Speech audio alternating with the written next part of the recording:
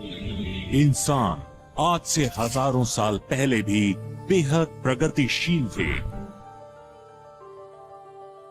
आज की तारीख में हम इस तरह की अलग अलग टेक्नोलॉजीज खोजने लगे हैं जिनकी मदद से हम खुद को बेहद बुद्धिमान सुपर ह्यूमंस बना सकते हैं।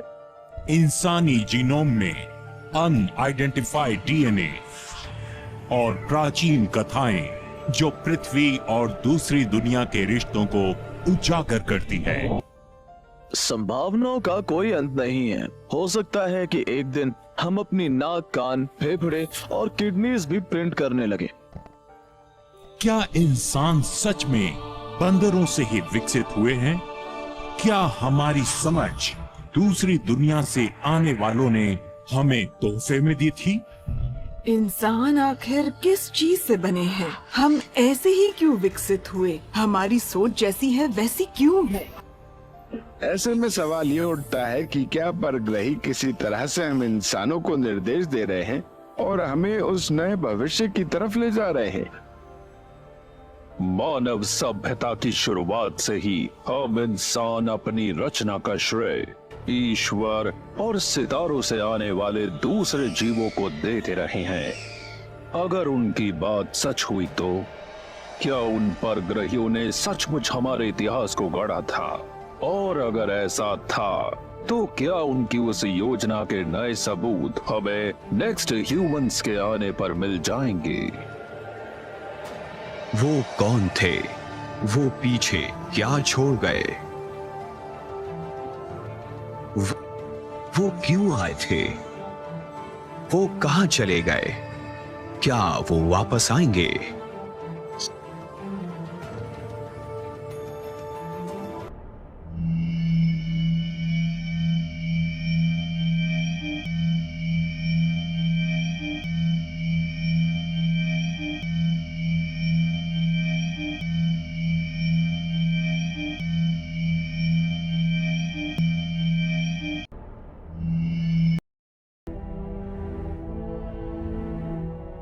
शिकागो, इलिनॉय, दिसंबर सन 2004। शिकागो यूनिवर्सिटी के हार्वर्ड ह्यूज मेडिकल इंस्टीट्यूट के शोधकर्ताओं ने अपनी एक स्टडी के रिजल्ट्स पब्लिश किए, जिनमें दावा किया गया था कि इंसानी दिमाग की जटिल रचना एक स्पेशल इवेंट का परिणाम था। उनके हिसाब से इंसानों में ये सूझबूझ सिर्फ विकास की वजह से ही नहीं है। करीब 50,000 साल पहले प्राचीन मनुष्य के जीन्स में कई करिश्माई बदलाव आए थे, वो भी बेहद कम समय में, जिसे कुछ लोग इंसानी दिमाग का बिग बैंग कहते हैं। कोई भी ये नहीं बता सकता कि इंसान इतने कम वक्त में इतनी तेजी से विकसित कैसे हुआ। मुझे नहीं लगता ये सब नेचुरल था। ये बिल्कुल साफ है कि दिमाग के जो फुली मॉडर्न इंटेलेक्चुअल फंक्शन हम आज देखते हैं, ये इस प्रजाति के लिए नई बात है। ये पहले से मौजूदा चीज में होने वाला इम्प्रूवमेंट नहीं है। दिमाग में जानकारियों का ऐसा प्रयोग बिल्कुल नई चीज है। इस ग्रह पर दूसरी ऐसी कोई प्रजाति नहीं है जिसके पास ऐसी क्षमताएं हों, इसीलिए इसका नाम दिया गया है द बिग ब्रेन इवेंट। लोग हमेशा एक मिसिंग लिंक की बात करते हैं। जरा बताइए, एप्स, मंकीज, गोरिल्लाज आदि बनने के बाद अंतरिक्ष में उड़ने और एटॉमिक हथियार बनाने तक की लिंक कहाँ है? जब हम इंसानी वजूद के पहले पन्ने की ओर देखते हैं तो महसूस करते हैं 50,000 साल पहले हमने वो मुकाम हासिल किया जो पृथ्वी का कोई और प्राणी हासिल नहीं कर पाया, और वो था इंसान बनना। वो कौन सी चिंगारी थी जिसने हमारी सूझबूझ का दायरा इतना विशाल बना दिया था? क्या ये जेनेटिक म्यूटेशन थी जो विकास के नेचुरल सिलेक्शन प्रोसेस का परिणाम था, जैसा कि कई वैज्ञानिक मानते हैं? या फिर जैसा प्राचीन एस्ट्रोनॉट थियरिस्ट मानते हैं, ये जेनेटिक मॉडिफिकेशन थी जिसे अंजाम दिया था एलियंस ने? ये अनुमान लगाया जा सकता है कि अचानक ही हमारे पूर्वजों में जीन या जीन्स पैदा हो गए थे, जिनकी वजह से हम वातावरण में मौजूद चीजों या अपनी कल्पनाओं को संकेतों में समझ सकते हैं। जैसे मान लीजिए किसी चिंपैंजी को हमारी भाषा सिखा दी जाए, तब भी उसे बेहद परेशानी का सामना करना पड़ सकता है। अफ्रीका से निकले होमोसेपियंस ने जल्दी ही संकेतों की भाषा सीखनी शुरू कर दी थी। उन्होंने अपने दिमाग में मौजूद सूचनाओं का इस तरह से प्रयोग करना शुरू किया जैसे उनके पूर्वज कभी नहीं कर पाए थे। उन्होंने आसपास की दुनिया को आसान सिंबल्स की भाषा में बांटना शुरू कर दिया और उन्हें फिर से जोड़ते थे ताकि एक नई दुनिया की कल्पना कर सकें। प्राचीन काल में एलियंस हमारे ग्रह पर आए थे। उन्होंने महसूस किया कि हमारी दुनिया जिंदगी से भरी हुई है और यहाँ की एक प्रजाति बाकियों से बहुत ज्यादा विकसित है। जाहिर है वो हमारे पूर्वज ही थे। एलियंस ने उनका डीएनए लिया और डीएनए में मौजूद बेसिक इंफॉर्मेशन को बदल दिया। यही काम हमारे जेनेटिक्स रोजाना कर रहे हैं। उसके बाद सेल बदल गए। फिर इस प्रोडक्ट को उसी प्रजाति की मादा की कोख में प्लांट किया गया। अब ये मादा करीब 9 महीने बाद बच्चे को जन्म देगी, लेकिन इस कृत्रिम बदलाव की वजह से वो भी बाकियों से अलग होगा और एलियंस भी यही चाहते थे। ये सोचिए, एलियंस इंसानों में जो जेनेटिक अपडेट कर रहे थे, उनमें से एक जेनेटिक अपडेट में उन्होंने सॉफ्टवेयर डाउनलोड या कहिए बायोलॉजिकल डाउनलोड किया हो ताकि दिमाग के अलग अलग हिस्से बन सकें, जिससे इंसानी दिमाग को औजार बनाना, आग जलाना, समाज में रहने का तरीका पता चला हो। और यहीं से होमिनिड की इस खास प्रजाति से हम आज के इंसान बने हैं।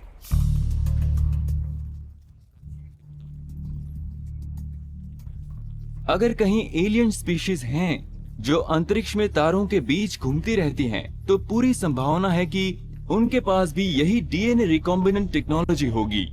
जाहिर है हमसे इस समानता की वजह उनकी खुद की जेनेटिक कॉम्पोजिशन होगी, लेकिन अगर वो भी केमिस्ट्री और फिजिकल वर्ल्ड मॉडल के नियमों से भली भांति परिचित होंगे, तो मुझे लगता है कि उनके लिए हमारे डीएनए में फेरबदल करना बहुत ही मामूली सी बात होगी।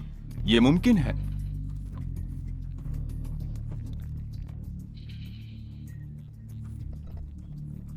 लेकिन अगर एलियंस ने हमारे पूर्वजों को जेनेटिकली बदलकर हम इंसानों को बनाया है, तो हो सकता है, जैसा प्राचीन एस्ट्रोनॉट थियरिस्ट मानते हैं, कि आज भी कई तरह के होमिनिड्स पृथ्वी पर इंटेलिजेंट लाइफ बनाने के उनके ऐसे ही एक्सपेरिमेंट्स का परिणाम हो। ये सबसे बड़ी अनसुलझी पहेली है। एशियंट रिकॉर्ड्स ये नहीं दिखाते कि हम किसी सोशल एक्सपेरिमेंट का हिस्सा हैं, बल्कि उनसे पता चलता है कि हमें ये सब कुछ तोहफे में मिला है। हमें बुद्धिमानी देवताओं से तोहफे में मिली है ताकि हम उसका पूरा इस्तेमाल कर सकें। तो हाँ, हो सकता है हम सचमुच किसी एक्सपेरिमेंट का हिस्सा हैं जो इंटेलिजेंस पर किया गया होगा। हो सकता है ये कोई गेम हो, किसी विशाल रियलिटी टीवी शो की तरह, और मनुष्य जाति के इस शो का मजा एंशिएंट एलियंस शायद 50,000 सालों से ले रहे हों। FOXP2 ऐसा जीन है जो हमारे न्यूक्लियोटाइड्स में पाया गया है, और ये कुछ ऐसा है जो हमें दूसरे जानवरों से बिल्कुल अलग कतार में खड़ा कर देता है। और वैज्ञानिकों का मत है कि ये अकेला जीन ही हमारे भाषा के लिए जिम्मेदार है, और इसके ओरिजिन का कोई भी सबूत नहीं है, या इस बात का कि ये चीज किसी भी तरह से एनिमल किंगडम से हमें मिली हो। इसलिए ये जीन पृथ्वी का नहीं है, ना हमें इसका ओरिजिन पता है। तो मेरा सवाल ये है कि क्या ये मुमकिन है कि ये जीन एलियन से मिला है, या उन्होंने पुराने समय में इसे हमारे अंदर डाला हो? और इसका जवाब है जी हाँ। क्या ये वही नॉन ह्यूमन एंशिएंट एलियंस हैं जो हमारे ग्रह पर कई एंशिएंट सेटलमेंट्स में दिखाए गए हैं? क्या उन्होंने ही हमें इस काबिल बनाने का फैसला किया था ताकि हम एक बेहतर स्तर पर उनसे बात कर सकें? मुझे लगता है आज लोगों के बीच में बेचैनी है। वो ये समझना चाहते हैं कि हम कौन हैं और हमारा एलियंस के साथ क्या रिश्ता है, जो शायद हजारों सालों से इस ग्रह पर आकर हमारे डीएनए में बदलाव कर रहे हैं। स्टेट कॉलेज पेंसिल्वेनिया, 15 अक्टूबर 2015। पेन स्टेट यूनिवर्सिटी के लाइफ साइंसेज डिपार्टमेंट के डॉक्टर गोंग चेन और उनकी बायोलॉजिस्ट की एक टीम ने कुछ खास दवाओं के कॉकटेल पर की गई अपनी रिसर्च के बारे में बताया, जो दिमाग के नॉन न्यूरोनल सेल्स यानी ग्लियल सेल्स को न्यूरॉन्स में बदल सकती थी। हमारे दिमाग का 90% भाग ग्लियल सेल्स का बना होता है। ये सेल्स असल में न्यूरॉन्स के लिए सपोर्ट मैकेनिज्म का काम करती हैं। इस वक्त हम दिमाग में से ग्लियल सेल्स को निकाल सकते हैं और फिर अलग अलग केमिकल्स के इस्तेमाल से ग्लियल सेल्स की फंक्शनिंग को बदल सकते हैं। केमिकल्स की वजह से वो नए न्यूरॉन्स में बदल जाएगी।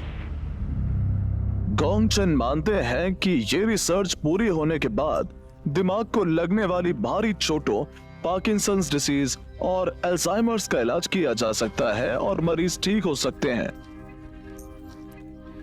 क्या पार्किंसंस और अल्जाइमर्स जैसे दिमाग की विकृतियों को सिर्फ एक साधारण से केमिकल इंजेक्शन से ठीक किया जा सकता है? और अगर ऐसा हो सकता है तो क्या हम इंसान के दिमाग को ऐसी न्यूरोलॉजिकल बीमारियों से हमेशा के लिए छुटकारा दिला सकते हैं? ट्रांस ह्यूमनिस्ट मानते हैं कि इस बड़ी खोज का इस तरह से इलाज में इस्तेमाल तो एक बहुत बड़ी तस्वीर का बस एक छोटा सा भाग है। आने वाले दिनों में हम देखेंगे कि उस टेक्नोलॉजी की मदद से हम अपनी बुद्धि को एक सुपर ह्यूमन स्टेज में ले जा सकते हैं। अब मान लीजिए कि दिमाग में सिर्फ 10% न्यूरॉन्स हैं, लेकिन अगर हम अपने दिमाग की कैपेसिटी को 35% तक पहुंचा दें तो तब तो सब कुछ बदल जाएगा। हम एक सुपर इंटेलिजेंट स्पीशीज बन जाएंगे।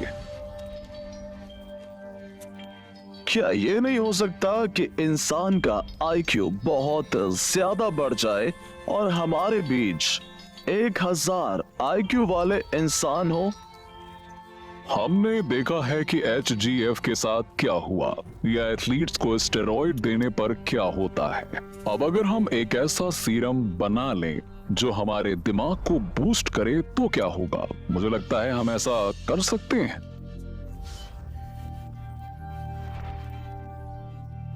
क्या डॉक्टर चेन की रिसर्च की बदौलत इंसान की बुद्धि बढ़ाने के मामले में हम बहुत आगे बढ़ेंगे? और अगर ऐसा हो गया तो क्या हम आने वाले समय के लोगों को प्राइमेट्स जैसे नजर आएंगे? ट्रांस ह्यूमनिस्ट मानते हैं कि अगर हम दिमाग के नए सेल्स बना सके तो हम पूरे शरीर के भी बना सकेंगे और उसका बहुत ज्यादा फायदा होगा। सबसे बड़ा सवाल है अमर होना, मगर मौत क्या ये हमारे लिए जरूरी है?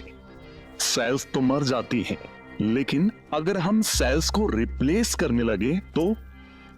अगर हम दिमाग की सेल्स को रिप्लेस कर दें और दिमाग लगातार काम करता रहे तो उसका मतलब होगा कि हमारी जिंदगी भी लंबी हो जाएगी।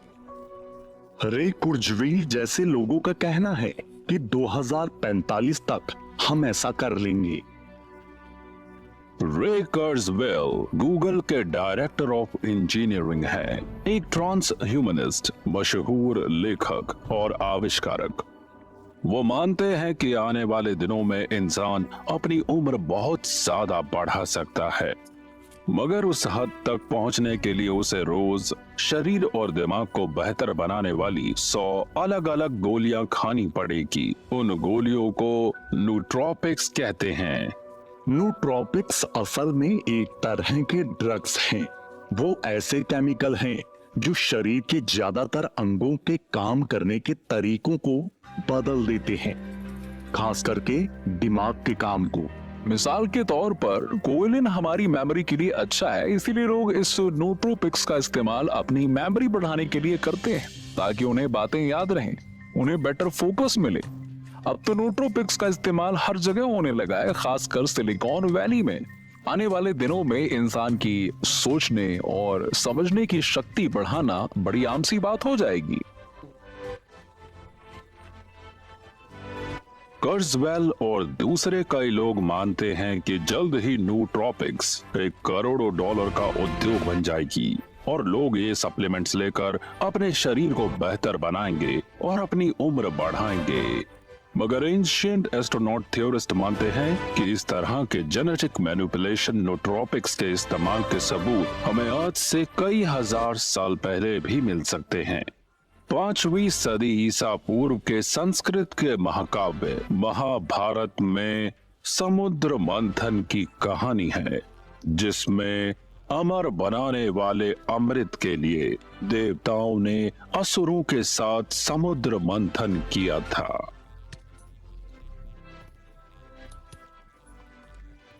समुद्र मंथन का मतलब होता है समंदर का मथना, और इस मामले में समुंदर को क्षीर सागर यानी दूध का दरिया बताया गया है। हम उसे मिल्की वे कह सकते हैं। उस वक्त ब्रह्मांड में 2 मुख्य शक्तियां थीं। एक तरफ थे असुर और उनकी देवताओं यानी देवों से कभी नहीं बनती थी। तब देवता भगवान विष्णु के पास इसका समाधान पूछने गए, तो उन्होंने कहा कि आप लोग उनके साथ सहयोग कीजिए। समंदर की गहराई में अमृत छिपा है जो आपको अमर बना सकता है। आप उनके साथ मिलकर क्षीर सागर का मंथन कीजिए और अमृत निकाल लीजिए, फिर उसे आपस में बांट लीजिएगा। इसके बाद असुरों और देवताओं ने क्षीर सागर मिल्की वे का मंथन शुरू किया, तो उससे उन्हें वो अमृत मिला जो उन्हें अमर बना सकता था। मगर उसके निकलते ही देवता और दानवों के बीच जबरदस्त जंग छिड़ गई, क्योंकि सब उसे पाना चाहते थे। इस युद्ध को जीतने की कोशिश में लगे देवताओं को लगा कि उन्हें हर हाल में अमृत चाहिए, वही उन्हें अमर बना सकता है। क्या हम ये नहीं कर सकते? क्या ये असल में परग्रहियों की जंग थी जिसमें वो नूट्रोपिक्स के लिए लड़ाई लड़ रहे थे?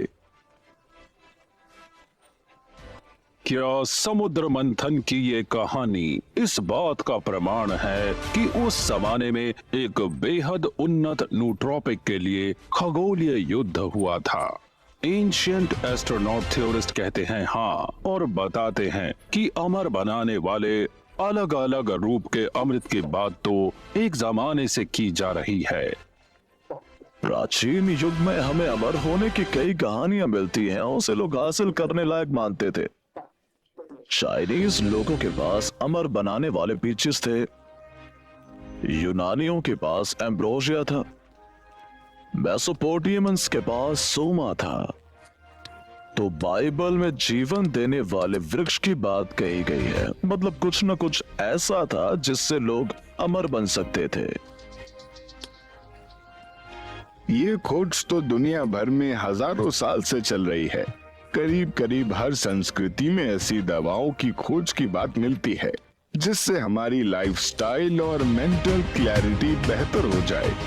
ऐसे में सवाल उठता है कि कहीं ये नूट्रोपिक्स ड्रग एक तरह का परग्रही अमृत तो नहीं था जिसके बारे में उस जमाने के लोग अच्छी तरह से जानते थे? क्या हम ये कह सकते हैं कि प्राचीन लोगों ने अमर बनाने वाले जिन अलग अलग अमृत की बात की है वो असल में परग्रही नूट्रोपिक्स थे? हो सकता है कि जल्द ही हम एक सही गोली या काढ़े की खुराक से इस लायक बन जाएं कि अपनी नियति तक पहुंच सके और अपने प्राचीन पूर्वजों जैसे बन जाएं।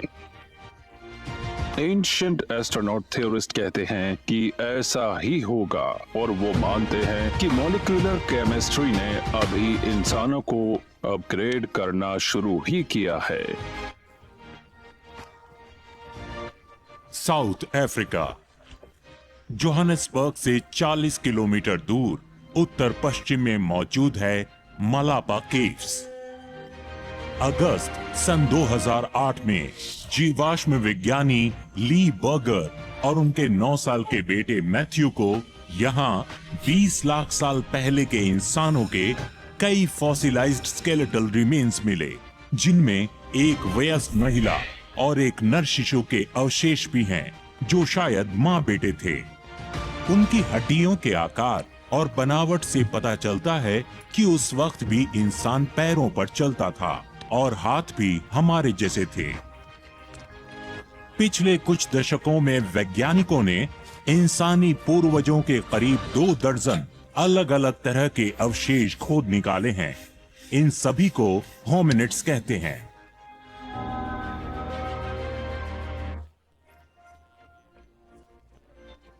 सही मायनों में हमारे पास होमिनिड्स का एक बेहतरीन फॉसिल रिकॉर्ड है और मेरा ख्याल है इससे जो तस्वीर उभर कर आती है वो साफ तौर पर दिखाती है कि होमोसेपियन के वजूद में आने से पहले दुनिया में अलग अलग तरह के होमिनिड्स एक साथ पाए जाते थे।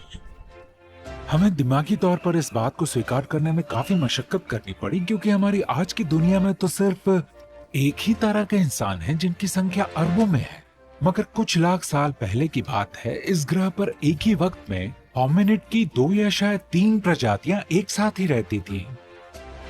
मुख्य धारा के कई विद्वान बताते हैं कि होमिनिड्स का विकास करीब 60 लाख साल पहले उनके पूर्वजों यानी बंदरों से हुआ था।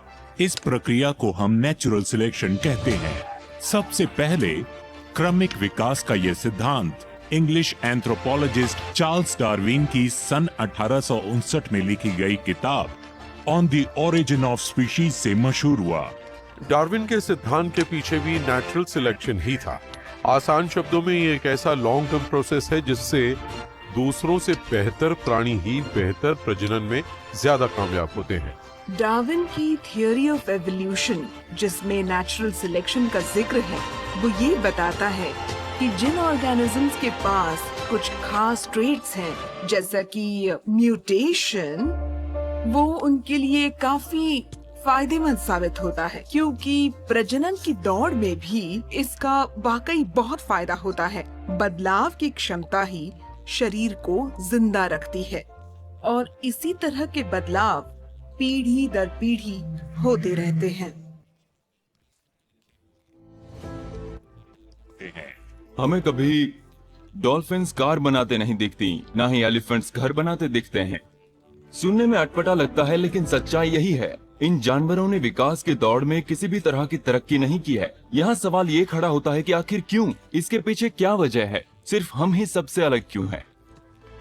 औजारों का इस्तेमाल आदि मानव खड़े होकर चलने के लाखों साल बाद भी नहीं सीख पाया था, और हमारे दिमाग का विकास भी पिछले कुछ लाख सालों में ही मुमकिन हुआ है। इस तरह मानवीय विकास के 60 लाख सालों को इन अलग अलग अहम बदलावों के लिए कई हिस्सों में बांटा गया है, जैसे सीधे खड़ा होना, औजारों का इस्तेमाल, दिमाग का विकास। इस तरह डार्विन गलत हैं, क्योंकि उन्हें इन घटनाओं का सही क्रम नहीं पता था। सन 1967 में ब्रिटिश जूलॉजिस्ट डेसमंड मॉरिस ने डार्विन के विकास के सिद्धांतों के विरोध में तर्क दिया, जो उनकी किताब द नेकेड एप में दर्ज है।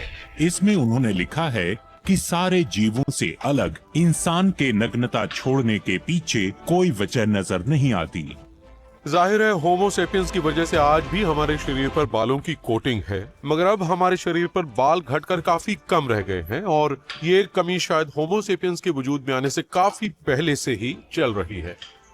सबसे शुरुआती 2 पैरों वाले होमिनिड्स जब अफ्रीका के जंगलों से बाहर आए होंगे, सवाना के मैदानों में, जहां सीधी धूप पड़ती थी और जहां उसे थर्मल रेडिएशन से भी निपटना था।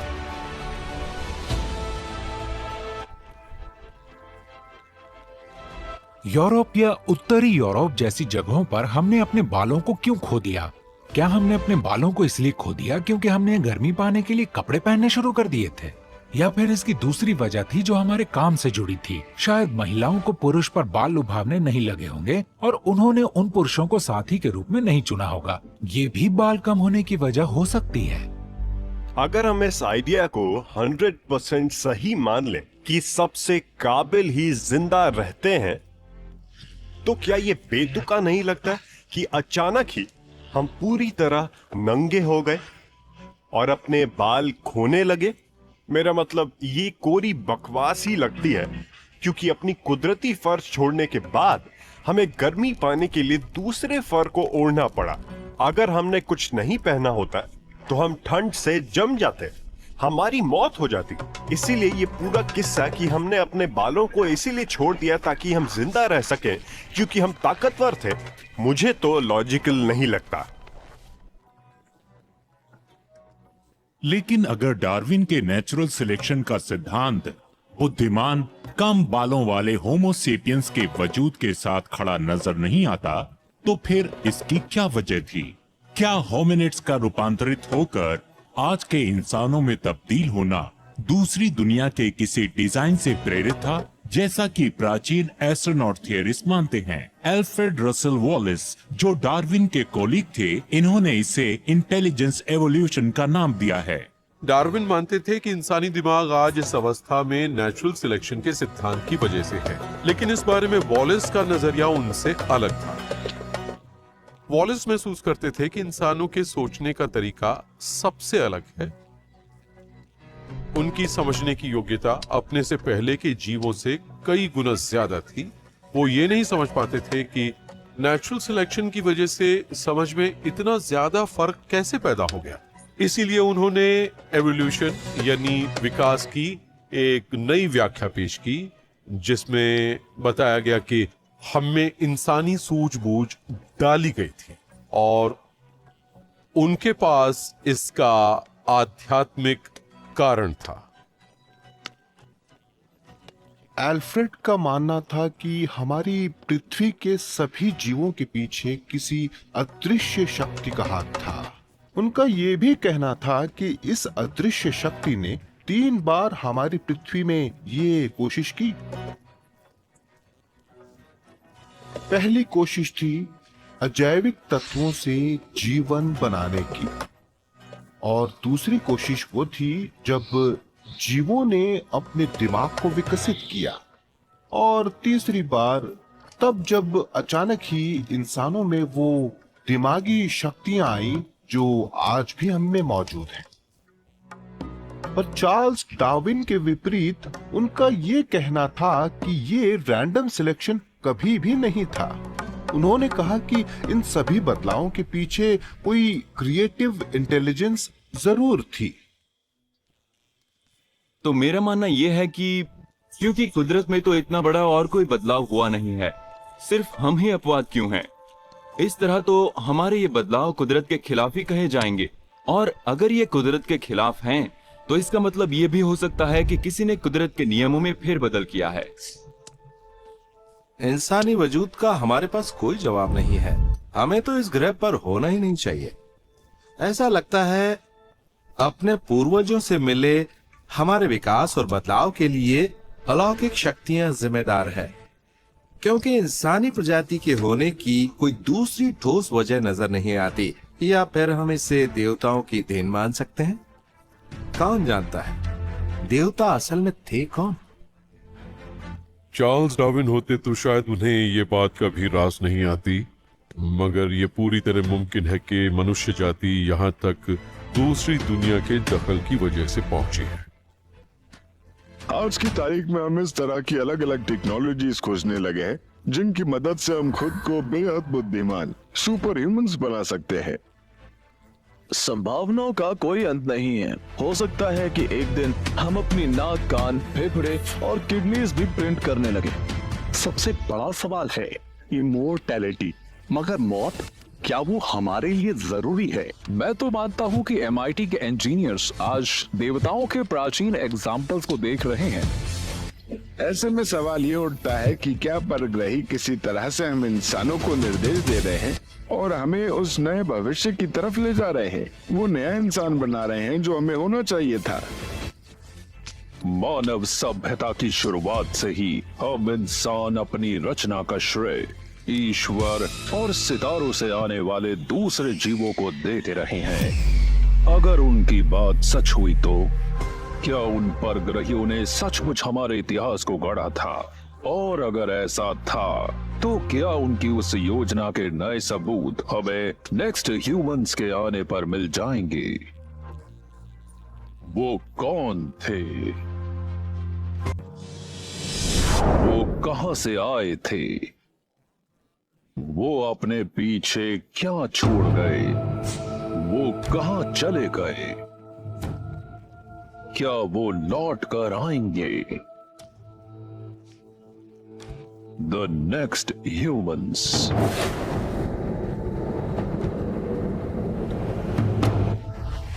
माउंटेन व्यू, कैलिफोर्निया, अगस्त 1962।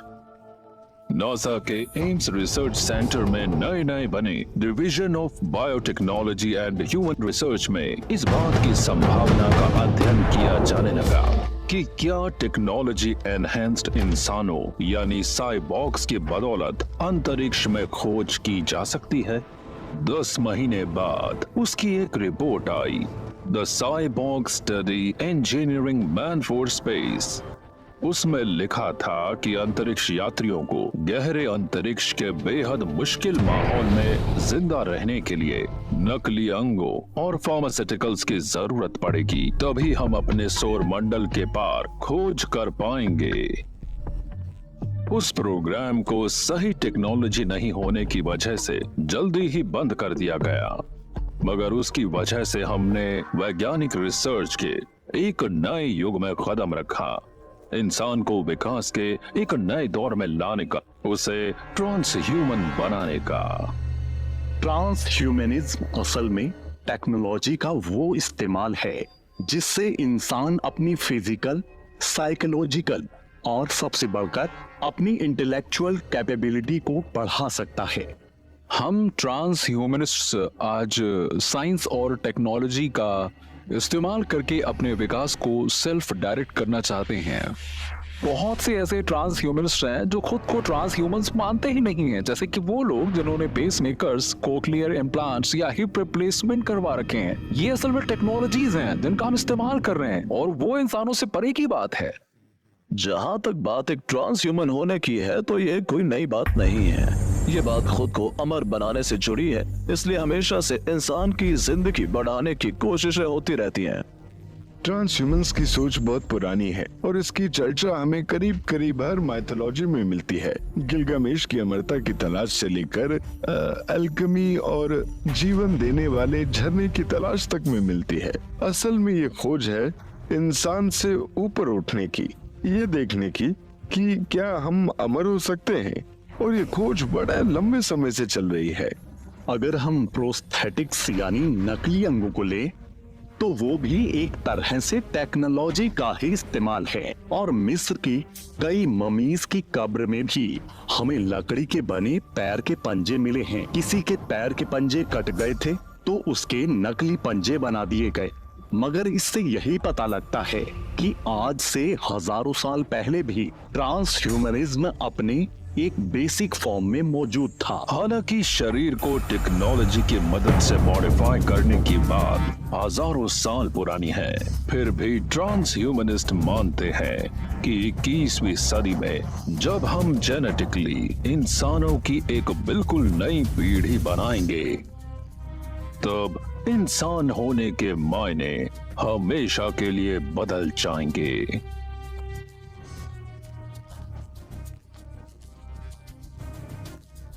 बाईस अप्रैल 2015, ग्वांगझो, चाइना। सुन यट सेन यूनिवर्सिटी के जेनेटिसिस्ट ने मानव भ्रूण को जेनेटिकली मॉडिफाई कर दिया और ऐसा करने वाली दुनिया की पहली टीम बन गई। उसने एक नया इतिहास लिख दिया। CRISPR-Cas9 नाम की एक जीन एडिटिंग टेक्निक से वैज्ञानिकों ने जीन की उन खामियों को दूर करने के उपाय ढूंढ लिए जिनसे बीटा थैलेसीमिया नाम की खून की एक बीमारी होती है। इसके लिए वो एक फर्टिलाइज्ड एग के DNA के कुछ भाग को काटकर उसे बदल देते हैं। आज एक नई टेक्नोलॉजी क्रिस्पर की मदद से वैज्ञानिक हमारे डीएनए को काटकर उनके कुछ हिस्सों को जेनेटिकली मॉडिफाइड प्रोटीन से बदल देते हैं, जिसकी बदौलत हम अपने आप को भी बदल सकते हैं। जब हम डीएनए बदलने की बात करते हैं तो वो सिर्फ किसी समस्या के समाधान तक सीमित नहीं रहता, बल्कि उसमें हम अपने लुक को बदल सकते हैं, अपने बालों या अपनी आंखों का रंग बदल सकते हैं, या फिर हम अपने इंटेलेक्चुअल या फिजिकल एबिलिटीज को भी बदल सकते हैं। क्या मानव भ्रूण में किए जा रहे इस तरह के बदलावों से जल्दी ही ऐसे बच्चे पैदा होने लगेंगे जिन्हें फ्यूचरिस्ट डिजाइनर बेबीज कहते हैं। ऐसे बच्चे जिनकी शारीरिक खूबियां और मानसिक क्षमताओं का चुनाव उनके माँ बाप कर सकेंगे। कई लोग मानते हैं कि सिर्फ इतना ही नहीं होगा, बल्कि जल्दी ही माँ या बाप होने की परिभाषा भी बदल जाएगी। यूके दुनिया का पहला ऐसा देश बनने जा रहा है जहां 3 अलग अलग लोगों से पैदा होने वाले बच्चों को कानूनी मान्यता दी जा रही है, और हाउस ऑफ कॉमन्स ने भारी मतों से 3 पेरेंट्स इन विट्रो फर्टिलाइजेशन यानी कि TPIVF का समर्थन किया है। ब्रिटिश गवर्नमेंट ने इसे ऑफिशियली लीगल मान लिया है। अब ऐसे बच्चे पैदा हो सकते हैं जिनमें 3 अलग अलग पेरेंट्स के डीएनए हो। मुझे तो ऐसा लगता है कि आने वाले दिनों में एक बच्चे के सिर्फ 2 या 3 पेरेंट्स नहीं होंगे, बल्कि उनकी संख्या कहीं ज्यादा भी हो सकती है। सुनने में ये बात साइंस फिक्शन लगती है, मगर जापानीज वैज्ञानिक आज भी इस पर काम कर रहे हैं और उनकी कोशिश है कि एक आर्टिफिशियल गर्भ बनाया जाए और बच्चे को उसी आर्टिफिशियल गर्भ के अंदर पाला जाए। तो आप अंदाजा लगा सकते हैं कि अगर हम उस स्थिति तक पहुंच गए तो इस बात से कोई फर्क नहीं पड़ेगा कि बच्चे के पेरेंट्स कौन हैं। तब कई लोगों के बेस्ट जीन्स को लेकर एक बच्चे को जन्म दिया जा सकता है, और हमारे आने वाले दिनों में यही होने वाला है। तो क्या ये कहा जा सकता है कि हम सिंथेटिकली ऐसे इंसान बना सकते हैं जिनकी जेनेटिक्स खूबियों को कई डोनर से चुना जा सकता हो? क्या एक इंसान की खूबियां जल्दी ही सिर्फ हमारी कल्पनाओं से सीमित होगी? एंशिएंट एस्ट्रोनॉट थ्योरिस्ट कहते हैं कि हाँ, और वो एक और अहम संभावना की ओर इशारा करते हैं कि हम ऐसा करने वाले पहले नहीं है।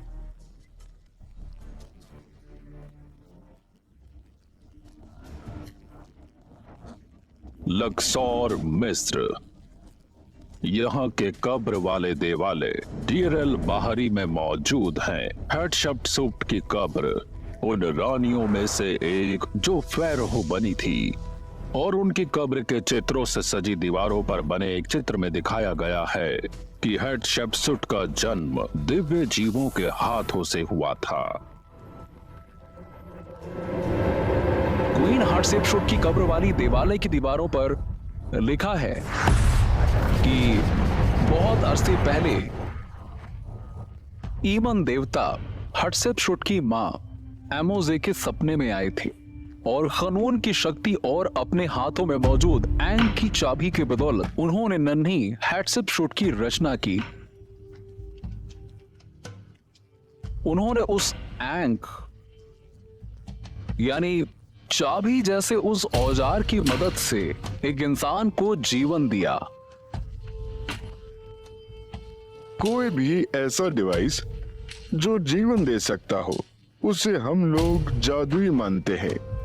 ऐसे में सवाल ये उठता है कि वो देवता आखिर कौन थे जिनकी हम बात कर रहे हैं। इस कहानी से तो हमें यही पता लगता है कि हाटशेप्सुट का जन्म देवताओं के वरदान से हुआ था, या ये कह सकते हैं कि एक परग्रही दखल से एक स्पेशल बच्चे यानी हाटशेप्सुट का जन्म हुआ। जाहिर है वो एक टेक्नोलॉजी थी, एक डीएनए बेस्ड टेक्नोलॉजी जो इंसान के शरीर की रचना कर सकती थी या उसके डीएनए को बदल सकती थी। क्या ये कहा जा सकता है कि हैटशेपसुट को दूसरे ग्रह से आए जीवों ने जेनेटिकली इंजीनियर किया था? क्या ये संभव है कि एंशिएंट एस्ट्रोनॉट थ्योरिस्ट की ये बात सही हो कि हमने अभी उन संभावनाओं को खोलना शुरू ही किया है जो हमें बनाने वाले परग्रहियों ने हमारे अंदर छिपाई है? शायद इसका जवाब हमें अपनी उन कोशिशों से मिल सके जो हम नए जीवन बनाने के लिए नहीं बल्कि मौत को पलटने के लिए कर रहे हैं।